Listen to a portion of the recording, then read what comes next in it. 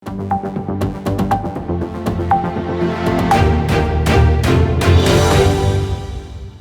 को प्यार, बड़ों को प्रणाम, नमस्कार, सत श्री अकाल, आदाब. This is Navneet Anand from Voice Ajkal, Australia. Today we would be talking to Celina Jaitly in Austria. Celina, welcome to the show. Thank you. We are so happy to see you back in the movies. And your film, The Season Greetings, is doing wonderfully, very well globally. How does it feel? I would like to term it in another way. I think it is a new debut for me, the debut of Celina, the actor, and not Celina Jaitly, the beauty queen. So I consider it very much that, and all credit goes to Ram Kamal Mukherjee. I would like to give credit to my amazing co-stars. There's Lilette Dubeji. My God, I learned so much from her. She's grace, she's beauty and strength personified. Newcomer Azhar Khan, he's done, one cannot take credit for the work of an entire cast, So I cannot take credit for something which comes out of the contribution of many people. And I think credit goes to everyone, whether it's the producer or Das, whether it is Celina ji, whether it's Sharbani Mukherjee, or my co-stars Azhar Khan and the wonderful first trans woman to be ever casted in a trans role, Shri Ghatak. So everyone has played a very important role in this film. That is awesome, Can you share one of the most memorable incidents during the shoot that stayed with you forever? There were many aspects of this shoot which will be very, very memorable, but one of the most memorable aspects is the narration, the first narration of this story. I remember I was driving my car in Dubai and Ram was sort of narrating the story to me, and he started telling me the story at a red light, at a signal. And somehow I got so engrossed in the story that the signal turned green and then it turned yellow and then it turned red again, and that happened a couple of times. And I think my husband got the messages of a couple of fines which he ended up paying thanks to the narration. And this film from the beginning was ticking the boxes, It was a calling from beyond, whether it was Rituparna Ghosh, because we had an unsaid story. He passed away before we could work on a project together, which he had proposed to me. And my mother's last wish before she passed away for me to return to cinema. And Ram comes to me with a story which highlights a mother-daughter relationship in a very contemporary way. And of course, the film is set against the backdrop of all sorts of relationships, LGBTQIA relationships, trans relationships, divorces, marriages, inter-religion relationships. So it is, without being preachy, it is just set against the backdrop. And I think I took every little thing of this film very close to my heart, and I still carry it around everywhere with me.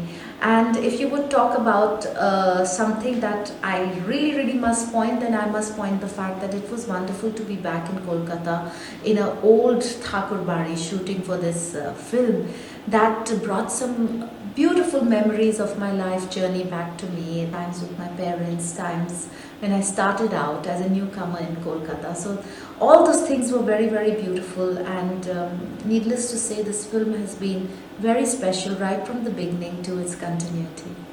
So how different was it, or easy what is, to work with the director who also happens to be a celebrated author and a friend of yours? So the friend aspect was obviously brilliant because there was no discomfort, considering the fact that when I did come for the shooting of the film, I was going through very severe depression following the demise of both my parents together. So the friend aspect of Ram Kamal definitely helped me there. But speaking solely as a director, Ram is a very progressive filmmaker. And there is no doubt about it. From his progressive way of writing to his progressive execution to how a progressive environment on set should be, which I think a lot of directors can take cue from and can learn a lot from. So I would definitely praise Ram's progressive ideologies with filmmaking. Ram has a deep insight into human emotions, and without making, there's a whole saying, much ado about nothing. So without making much about something, he has a very subtle and beautiful way of paying tribute to every relationship. Because he himself has a very keen insight into human relationships and human aspects. So I think that is an incredible quality. And being a writer, most of the times he knows the root of every dialogue, he knows the root of every scene, he knows the stem of where everything stems from in a film, and that also always works to Ram's advantage. Needless to say, I worked with a director who has actually created a new genre of cinema, and I am so happy and grateful to be the leading cast of that kind of genre of cinema. Of course, I've seen the trailer. It's outstanding. The film seems to be a musical. In 50 minutes, how does one tell a story of such depth? You have only worked in the big blockbusters in Bollywood. Is this process very different? For a good storyteller, what I would like to say is you can, I can definitely say this for a fact, and I can vouch for it, that you can, either you can tell a story in 45 minutes, or even 3,500 minutes are not enough to tell a story. So you got to be really good at what you do, and this credit definitely goes to Ram for telling the story. As for musical, yes, this movie has great music. It's not a musical, it has great background score, and most of the music that you hear in the film are original writings of Gurudev Rabindranath Tagore, Nobel laureate for literature, and he is the father of Indian literature, and most of the music that you hear has been written by him, and of course the music has been given by a wonderful music director, Shailendra Ji. I worked with Shailendra Ji as a music director even in my second film, Khel, and we have a wonderful relationship also musically, which goes back many years, and he has a beautiful sense of music and makes very, very melodious music. This film is all about poetry, and who else to do justice to the poetry of this film than the literature guru himself, Gurudev Rabindranath Tagore. So definitely that's the music that you're listening to, and when all the scenes are set against the backdrop of this kind of music, this is indeed something very, very special, which is proving to have touched the hearts of many people around the world. That's an interesting observation. Finally, the world is going through the pandemic, and we all need to probably look back into our lifestyle and the way we used to look at the world. What's your take on that? I agree with what you just said, that we really need to take a step back and see where we've been going wrong. I think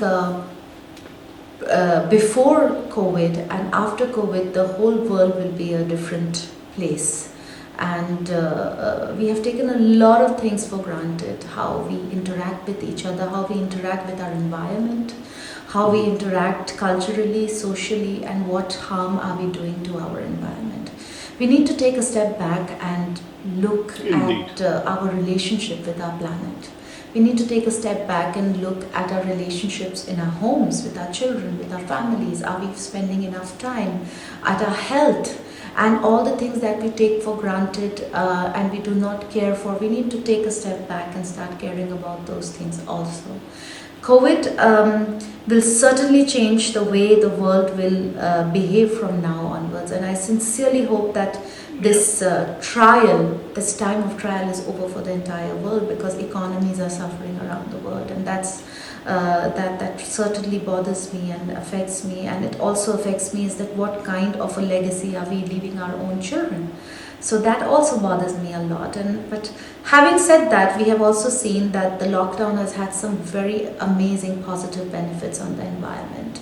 Most of the countries are declaring a pollution-free atmosphere, which has not been seen even for the last 60, 70 years, which is more than half a century. It's a long time. So this is a big eye-opener for us that if we have a clean environment, if we have a good environment, it's easier to have immunities which are capable of fighting pandemics like this. That certainly bothers me and affects me, and it also affects me is that what kind of a legacy are we leaving our own children? So that also bothers me a lot. But having said that, we have also seen that the lockdown has had some very amazing positive benefits on the environment. Most of the countries are declaring a pollution-free atmosphere, which has not been seen even for the last 60, 70 years, which is more than half a century. It's a long time. So this is a big eye-opener for us that if we have a clean environment, if we have a good environment, it's easier to have immunities which are capable of fighting pandemics like this. We need to have more of our money invested into medical research than nuclear weapons. This is also something, a big eye-opener for a lot of people, especially the world leaders around the world. Environment needs to be given priority over everything else.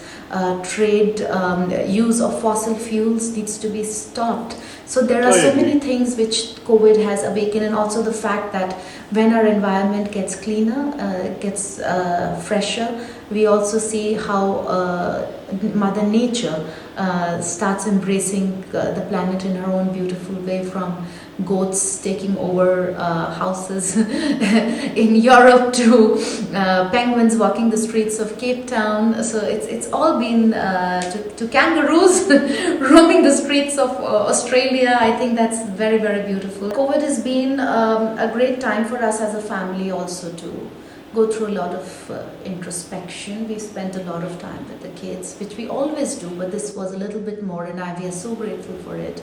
Me and my husband also had a lot of me time together. We also took a pause and reflected upon a lot of decisions that we must take in the future for ourselves, our family, and our goals and ambitions as entrepreneurs and future leaders of the world.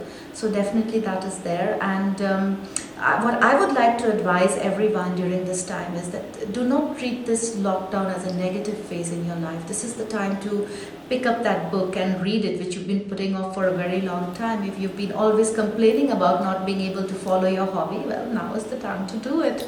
You've been always wanting to, go and garden. Now is the time to do it. So take this as a blessing and make maximum use of this time, hoping the fact that this time never comes again. In fact, when Ram and I were shooting this film in Kolkata, we had no idea that we are going to be releasing this movie at a time when the world is going to be under a global lockdown because of a viral pandemic. It wasn't even the last thought on our minds, So definitely what I would like to say is we can take either the negatives away from it, or we can take away the great positives from it. And I would advise all my fans to take the positives away from it. And we try to implement that daily in our lives. So true, Celina. I hope people will hear you out and will practice what you're saying. On the parting note, tell me something about your family and kids. How do you balance everything and still remain so active? Well, I am not perfect, but there are many different ways of being a perfect parent, and that always stems from love and having great love, and definitely to be organized. I do suffer from a lot of mom guilt, and I'm sure my husband Peter does too when he has to travel or be busy with his work. So both of us as global entrepreneurs definitely feel that suffer from parental guilt every now and then. Having said that, we are blessed with a set of twins, Winston and Viraj, who are 8 years old, and we have a 2-year-old little one as well, Arthur.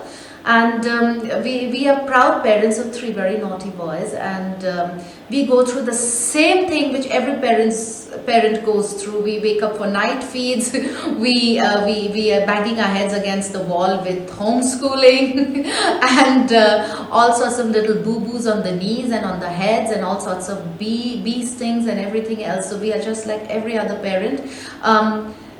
managing work and children is always about teamwork, and it is very important for husband and wife, for both partners, to work together and give each other the opportunity to grow in their careers. So I'm very grateful to my husband for that, and we always try to support each other at all given. That's what for us marriage has always been, that right from the beginning, not just children but in every other aspect of our lives. And I think it's very important for us to take 50% responsibility for everything, for every responsibility which comes out of a relationship that we call marriage. COVID has been a great opportunity for us to rebond and do a lot of stuff which we wouldn't have thought of doing before, and I'm very grateful that we get to do these things with our family. And I am extremely grateful for my family, and having lost my parents, I realize even deeper meaning of what family and what growing up in a loving environment is all about. And I'm very grateful to my husband and my children for supporting me through my work, because it's not just the support of your life partner, but it's also the kids. And believe me, kids understand much more than we give them credit for. So all three of them, I give them a lot of support for, credit for supporting me in my work. Thank you so much. Celina, thank you so much for giving your time. I do understand there's a time difference between Australia and Austria, but we still could manage having a conversation. Wishing all the best to the whole team of Seasons Greeting, and once again, thank you so much, Ram and Celina. One-stop answer to your Australian education and visa matters. Gemco Sydney. Dream big, achieve big. Fiji Times. Be with the times.